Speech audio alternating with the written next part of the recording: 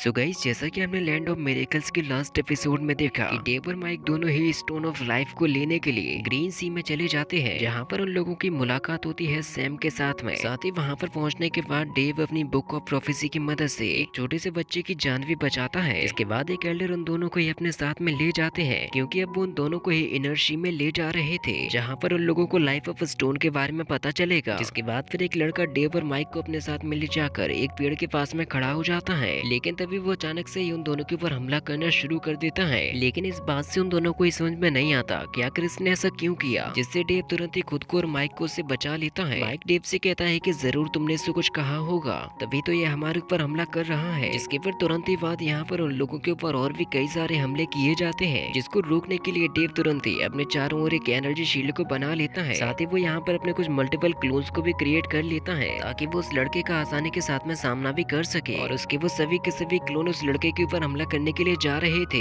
जिसमें उनकी मदद करने वाला है माइक, क्योंकि अब वो अपने थंडर स्पीड के साथ में उस लड़के के ऊपर हमला कर देता है। लेकिन उससे बचना वो काफी अच्छे तरीके से जानता था। जिसके बाद फिर डेव भी आकर उसके साथ में फाइट करने लग जाता है। लेकिन तभी वो लड़का मौका पाकर अचानक से ही माइक के ऊपर एक तीर फायर कर देता है, जो कि उसके ऊपर हमला होने से पहले ही डेव उसे अपनी बुक ऑफ प्रोफेसी की मदद से रोक लेता है, क्योंकि उसके आगे जितने भी क्लोन्स थे वो उस तीर की मदद से खत्म हो चुके थे। जिसके बाद फिर डेव माइक से कहता है कि मैं 7th पेज की एबिलिटी को यूज करने वाला हूँ, क्योंकि अब हमें इसी चीज की जरूरत आन पड़ी है, जिससे कि वहाँ पर काफी सारे स्मोक क्रिएट हो जाता है। और फिर माइक तुरंत ही मौका पाते उस लड़के के ऊपर हमला करने के लिए चला जाता है, जिसके साथ में उसके यहाँ पर काफी गजब की फाइट हो जाती है। माइक यहाँ पर अपनी सुपर फास्ट स्पीड की एबिलिटी को यूज कर रहा था, जिसकी मदद से वो यहाँ पर उसके ऊपर एक काफी तगड़ी किक हिट भी कर देता है। लेकिन तभी वो लड़का मौका पाकर तुरंत ही एक और एनर्जी एरो को असेंबल करता है, जिसके लिए उसने आसपास के एनवायरनमेंट की स्पिरिचुअल एनर्जी को छीन लिया था। और उसके पास में इतनी ज्यादा एनर्जी जाने की वजह से वहाँ पर एक काफी बड़ा एनर्जी ईगल भी क्रिएट हो जाता है, जिसके साथ में फाइट करने के लिए माइक तुरंत ही यहाँ पर अपनी ड्रैगन एनर्जी को यूज करता है, और वो दोनों ही आमने सामने जाकर एक दूसरे से टकरा जाते हैं। लेकिन माइक के ड्रैगन्स की पावर काफी ज्यादा कमजोर थी, इसीलिए वो यहाँ पर वैनिश हो जाते हैं। जिसके बाद फिर वो लड़का दोबारा से अपनी उसी एनर्जी ईगल को यूज करते हुए माइक के ऊपर एक बहुत ही ज्यादा खतरनाक अटैक भी करने वाला था, जिसे डेव अपनी बुक ऑफ प्रोफेसी की पावर की मदद से रोक लेता है, जिससे कि फिर माइक तुरंत ही मौका पाकर उसके ऊपर अपने फायर पावर को यूज करता है। लेकिन वो लड़का काफी ज्यादा चालाक था, क्योंकि इसने माइक के द्वारा किए हुए अटैक को अपने बॉडी में एब्जॉर्ब कर लिया था, जिसकी वजह से वो और भी ज्यादा पावरफुल हो जाता है। साथ ही उसके एनर्जी ईगल की भी काफी ज्यादा पावर बढ़ जाती है। माइक कहता है कि इस तरीके से तो हम लोग इसे हरा ही नहीं पाएंगे। और जब वो दोबारा से उसके ऊपर अटैक करने के लिए आने वाला था, माइक डेव से कहता है कि अब हमें पीएलएस बीड की पावर को ही यूज करना पड़ेगा, जिससे कि फिर वो तुरंत ही टेलीपोर्ट होकर डेव के पास में पहुंच जाता है, जो देखकर उस लड़के को अपनी आंखों पर यकीन नहीं होता कि आखिर इसने ये कैसे किया। और फिर डेव और माइक दोनों ही अपनी अपनी पावर्स को ऐड कर लेते हैं, और उस लड़के के ग्रीन ईगल के हमला करते ही वो तुरंत ही वहीं पर खत्म हो जाता है। लेकिन ओशन ट्राइब के लड़के को ऐसा लग रहा था जैसे कि उसने उन दोनों को ही खत्म कर दिया। लेकिन डेव और माइक ने तो यहाँ पर काफी शानदार चाल चलकर उसको वहीं पर फंसा दिया था, और वो दोनों ही उसके ऊपर अटैक करने के लिए आने वाले थे। लेकिन वो भी काफी ज्यादा चालाक होता है, क्योंकि वो तुरंत ही अपने हेवनली पावर की मदद से उन दोनों के ऊपर अटैक कर देता है। लेकिन ये अटैक उस ओशन ट्राइब के लड़के के ऊपर ही भारी पड़ जाता है, क्योंकि उसने ये कभी भी नहीं सोचा था कि उसके ऊपर इस तरीके से हमला किया जाएगा, जिसकी वजह से वो थोड़ा सा इंजर्ड होकर रुक जाता है। और फिर तभी डेव और माइक को वहाँ के किसी एल्डर की आवाज आती है, जो कि उन दोनों से ये कहते हैं कि तुम्हारी पावर्स तो काबिले तारीफ है, क्योंकि हमारे ग्रीन एबिस को हरा पाना इतना भी ज्यादा आसान नहीं था, और उन एल्डर के पास में गॉड लेवल की पावर्स थी।